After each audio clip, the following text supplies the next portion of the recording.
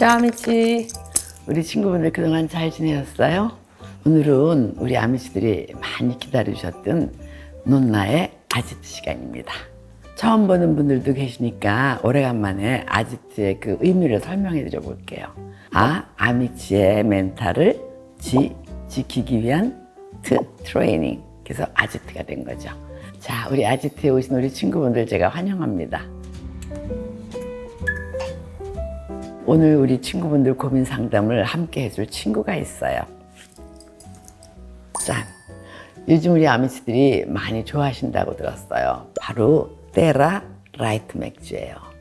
우리 친구분들 아시는 것처럼 요즘 헬시 플레저 열풍이잖아요. 그래서 논나도 사실은 한동안 맥주를 줄였었거든요. 그런데 테라 라이트는 칼로리가 일반 맥주에 비해서 3분의 1이나 줄고 제로 슈가라 그러더라고요. 마셔보니까 부담 없이 즐길 수 있더라고요. 논나는 디자이너라 그런지 맥주를 봐도 디자인이 먼저 보이거든요. 테라 라이트는 이렇게 코발트 브루 색상으로 라벨을 해놓으니까 더 시원하고 청량해 보이는데 우리 아미치들은 어떠세요? 어머! 세상에 소리도 좋아라.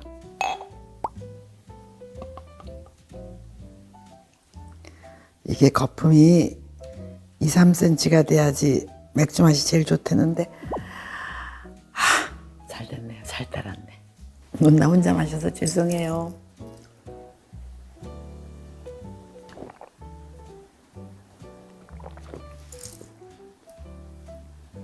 와, 정말 시원하고 청량하네요.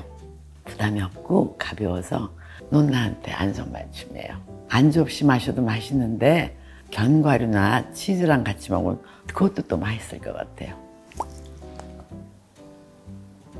이제 시원하게 테라 라이트로 목도 죽였으니까 여러분들한테 시원하고 청량한 고민 상담을 시작해 볼게요.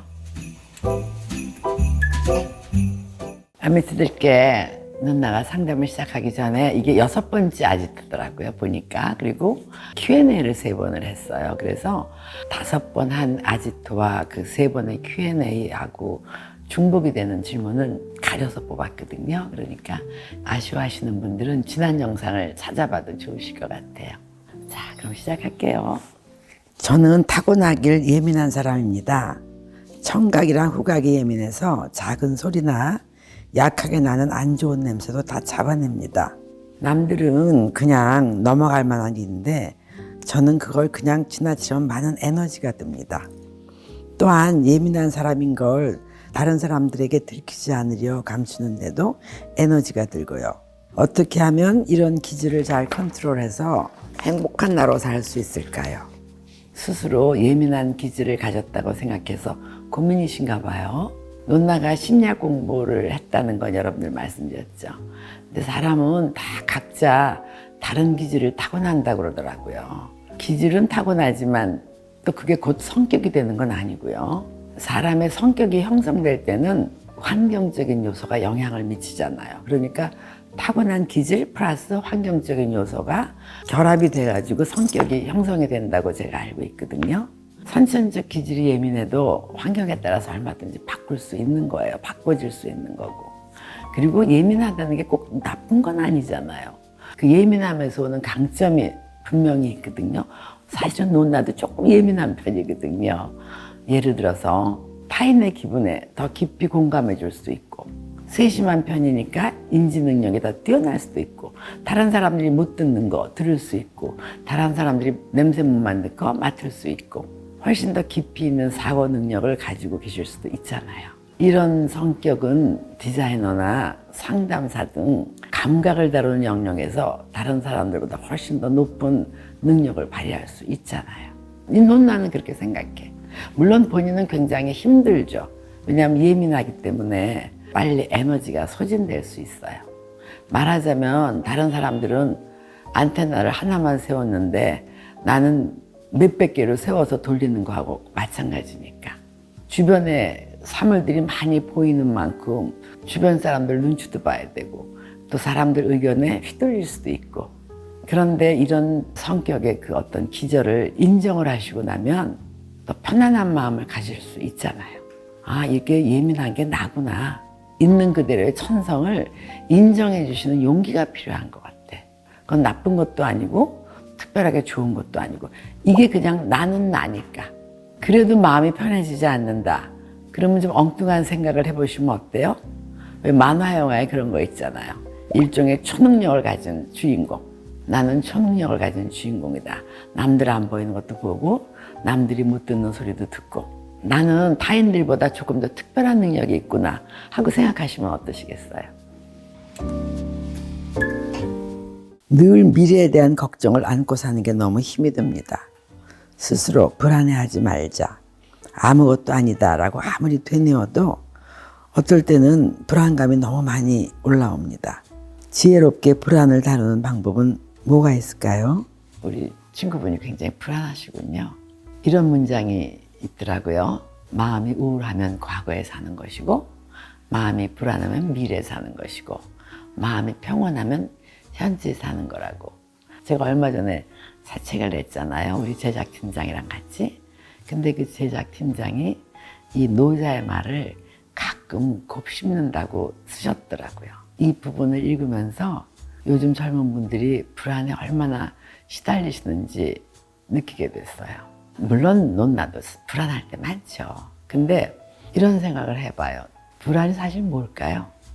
논나 생각엔 불안은 갈망의 뒷면인 것 같아요.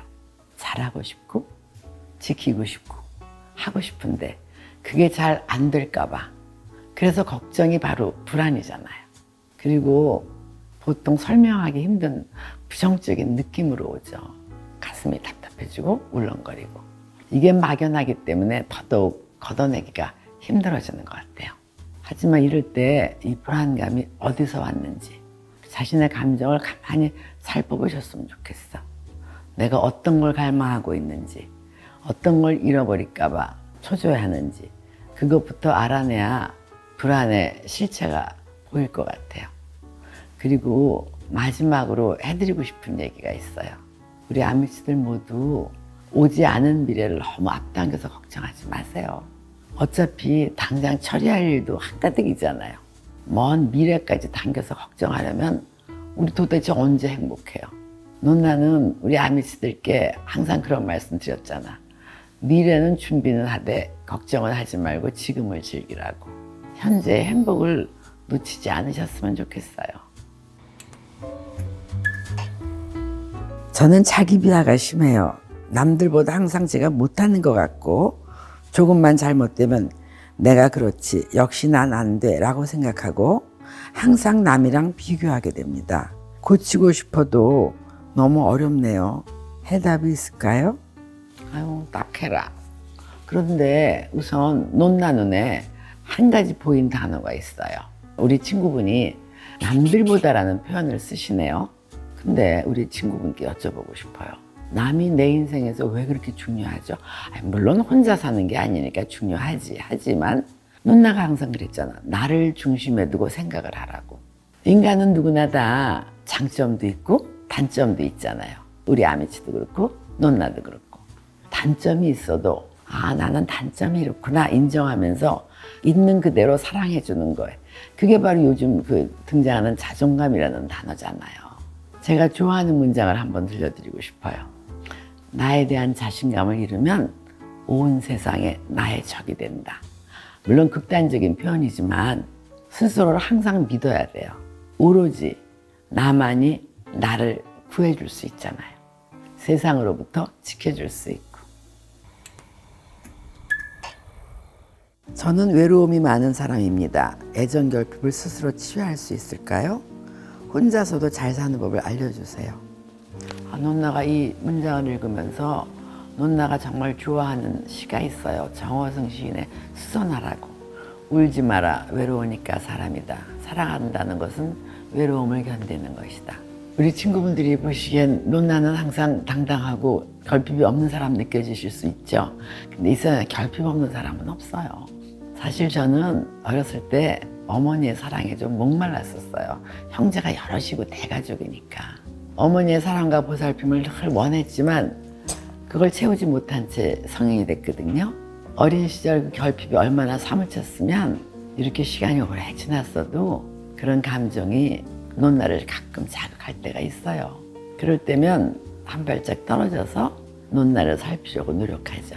그 상황이 내게 주는 좌절감을 가만히 느껴보는 거예요. 그리고 인정하고. 그렇게 인정을 하면 심리학에서 그런 게 있어요. 그 감정이 쑥 가라앉는다고. 논나가 그런 허기를 완전히 극복했을까요? 그렇진 않아요. 성인이 됐어도 외로움 느끼지만 방금 얘기한 것처럼 또 외로운 감정이 올라왔구나. 이 감정이 또 올라왔네. 그리고 논나가 이렇게 논나를 이렇게 안아줘요.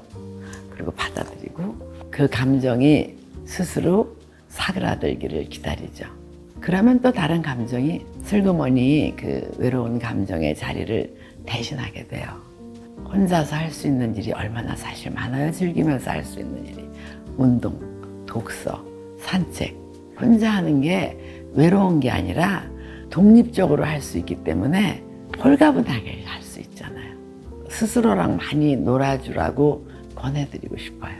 처음이 어렵지 자꾸 하다 보면 습관이 돼서 어떤 데는 혼자 있는 게 너무 좋을 때가 있어요. 즐거워질 때가 있고. 오롯이 혼자 설 수 있는 사람이 되도록 한번 연습해 보세요. 오롯이 혼자 설 수 있는 사람이 또 다른 사람하고도 잘 지낼 수가 있어요. 결혼을 앞두고 있는 아미치입니다. 그런데 얼마 전 아이폰 스냅 업체에게 사기를 당했어요. 소액이지만 너무 속상하네요. 어떻게 하면 멘탈을 잡을 수 있을까요? 저런. 논나도 그 뉴스 보고 굉장히 화가 났었거든요. 왜냐하면 결혼을 앞둔 사람들한테 축복을 못 해줄 망정 그렇게 사기를 치다니. 그래서 저런 사람들은 정말 가중처벌을 해야지 된다고 생각을 했었어요. 왜? 금전적인 피해만 준 게 아니잖아요. 다른 사람한테 마음의 상처까지 준 거잖아요. 너무 괘씸하더라고. 더군다나 일륜지 대사를 앞두고 내 자식이 그렇게 이런 일을 당했다고 생각을 하고 말씀을 드리면 액땜했다고 생각하자. 호사다마다. 더 나쁜 거 일어나기 전에 이걸로 액땜한 거니까 웃고 넘어가자. 이렇게 말씀을 드리고 싶어요. 사실 당한 사람 입장에서는 정말 어려운 일이지만 내 기분과 컨디션을 계속 나쁘게 하면 나만 손해잖아요. 할머니도 이렇게 속상할 땐 감정 표현을 마음껏 하거든요. 으이씨, 약 올라. 이렇게 열 올라올 때 진짜 맥주가 필요하잖아요. 그렇죠? 자, 우리 아미치하고 한잔 할까요?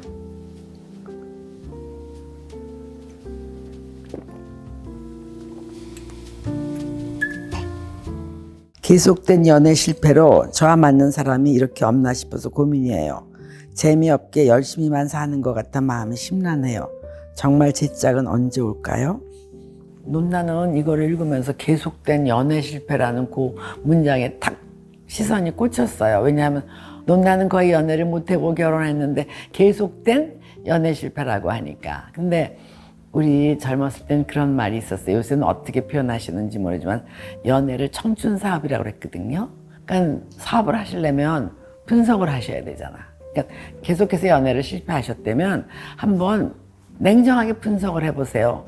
사업을 하시려면 마케팅을 하셔야 되잖아. 시장 조사도 하셔야 되고. 그러니까 나한테 어떤 사람이 맞나, 어떤 사람이 있었을 때 좋았나, 실패했었나 면밀히 분석을 하셔가지고 재미있게 사는 방법을 찾으셨으면 좋겠어. 논나가 응원할게요. 그 다음 사연, 반대의 사연이 있었거든요. 37살 아들, 35살 딸, 결혼할 생각을 안 해서 고민입니다. 제가 우울해요. 곧 있으면 해가 바뀌는데 걱정입니다. 아드님, 따님이 결혼을 안 하시는데 왜 엄마가 우울하세요? 그건 본인들이 우울해야지. 본인들이 우울해하지 않으면 어머니도 우울해하지 마세요. 어차피 자식의 인생을 대신 살아주실 수가 없어요. 그리고 지금 21세기잖아요. 그냥 자식들이 재밌게 살면 그래 니넨 재밌게 살아라. 난 또 나대로 재밌게 살게. 그러면서 중년에서 노년을 즐기실 그 걱정을 하세요. 저도 아들 둘 키운 엄마잖아요. 그래서 이 엄마의 마음을 이해는 해요. 그런데 이제 세상이 바뀌었기 때문에 엄마가 우울해한다고 자식들이 결혼을 해주지는 않더라고요. 저는 임신 초기 예비 엄마입니다. 아이가 생겨 행복하면서도 동시에 커리어가 걱정이에요. 아기를 기회비용이라고 말하니 나쁜 엄마 같지만 육아를 하면 커리어를 포기해야 하는 이 상황이 받아들이기 참 힘든 것 같아요. 어떻게 하면 마음 편히 포기할 수 있을까요? 갑자기 예전에 그 논나가 굉장히 좋아하던 작가가 계세요. umberto eco라고. 그분이 그런 말을 하셨어요. 인간이 죽음을 오버컴하는 게 좋은 자식을 남기는 거하고 좋은 글을 쓰는 거라고 그랬거든요. 그게 영생이라고. 거기 답이 있지 않을까요? 좋은 자식을 무엇하고도 비교할 수는 없죠. 논나 친구들은 세계적인 디자이너가 돼가지고 브랜드 런칭할 때 논나는 젖먹이고 있었거든요. 근데 나이가 들고 보니까 전 세계에서 팔리는 브랜드가 중요한 게 아니라 내가 낳아서 키워놓은 내 자식 인생을 즐겁게 살아가는 게 그게 가장 큰 기회비용인 것 같아요. 기회비용이란 용어 굉장히 사무적인 용어라서 논나가 읽으면서 굉장히 요즘 젊은 분들은 이렇게도 표현하는구나 하고 참 재밌게 생각했는데 논나가 항상 하는 얘기 있죠. 자식 잘 키우는 것만큼의 큰 투자는 없어요. 기회비용이란 건 그 시기를 다 지나봐야지 제대로 따져볼 수 있어요. 논나가 오래 살 수 있어서 우리 이걸 올리신 우리 아미치랑 시간이 많이 흐른 다음에 다시 한번 얘기해 볼 수 있으면 좋겠어요. 아기를 재우고 고민을 적어 올립니다. 아기를 너무 잘 키우고 싶은 마음과 그걸 못 따라주는 몸 사이에 괴리감이 큽니다. 아이를 키울 때 자꾸 제 밑바닥을 마주하기도 하고요. 아이 키우실 때 멘탈 관리를 어떻게 하셨나요? 저는 세상에서 가장 강한 것이 어머니라고 생각해요. 생명체를 10달이나 품에 안고 버텨내는 거잖아. 얼마나 위대한 일이에요. 또 말로 다 할 수 없는 고통 끝에 아이를 낳고도 아이의 안부부터 먼저 챙기는 게 바로 모정이잖아요. 모든 어머니들이 스스로 얼마나 위대하다는 거를 깨달으셨으면 좋겠어. 친구분의 그 잘 키우고 싶다는 말 100번 이해가 가죠. 어떻게 낳은 내 아이인데 세상 모든 걸 다 해주고 싶잖아. 그리고 최고로 해주고 싶고. 부모의 역할이라는 거는 지금 이 우리 아미치가 쓰신 것처럼 이미 모든 거를 다 해줄 수 있다는 그 마음으로 충분하다고 나는 생각해. 우리가 신이 아닌데 어떻게 모든 거를 더 완벽하게 해줄 수 있어요. 내 형편껏 해주는 거지. 하지만 사랑만큼은 최고로 주는 거지. 가장 최고의 사랑을 주겠다는 그 마음으로 저는 이미 충분하다고 생각해. 스스로 밑바닥을 보게 되는 순간이 있다고 하셨는데 그건 너무 공감해요. 저도 아이를 키울 때 정말 실수 많이 했거든요. 미숙했고 지금도 정말 항상 미안한 마음이 있는데 사실은 아기를 키우면서 부모도 잘하는 거예요. 함께 크는 거야. 우리 친구분이 이런 고민을 여기 쓰신 거 보면 이미 최고의 엄마예요. 직장 생활 32년 차 여성입니다. 그야말로 열심히 일만 하며 살아왔고 대기업 임원으로 재직 중입니다만 이제는 은퇴 후의 내 모습에 대한 고민을 하게 되네요. 저처럼 오랫동안 치열하게 일해온 여성들이 어떻게 인생 후반을 맞이해야 할까요? 논나가 이 질문을 읽으면서 논나도 50대 때 가졌던 고민이 생각이 나네요. 근데 이 질문에 다 답이 있네요. 일단 32년 커리어 우먼으로 사셨다는 거 거기에 이미 답이 전 다 있다고 생각해요. 얼마나 열심히 성실하게 인생을 살아보신 거예요. 그렇죠? 그러니까 이미 성실, 치열함 이런 거는 이미 되어 있을 거예요. 내공이 충분하잖아요. 앞으로 인생도 지금까지 해오신 것처럼 잘 하실 수 있을 거예요. 그리고 저는 은퇴라는 말이 주는 공허함이 있는데 제가 예전에 그랬잖아요. 살아있는 한, 움직이는 한, 현역이라고. 다만 조언은 하나 드리고 싶어요. 일만 하시면서 시간에 쫓겨서 못했던 일 있잖아요. 그런 걸 한번 찾아보시라고. 우리 친구분의 멋진 인생 제2막을 위하여 논나랑 한잔 할까요?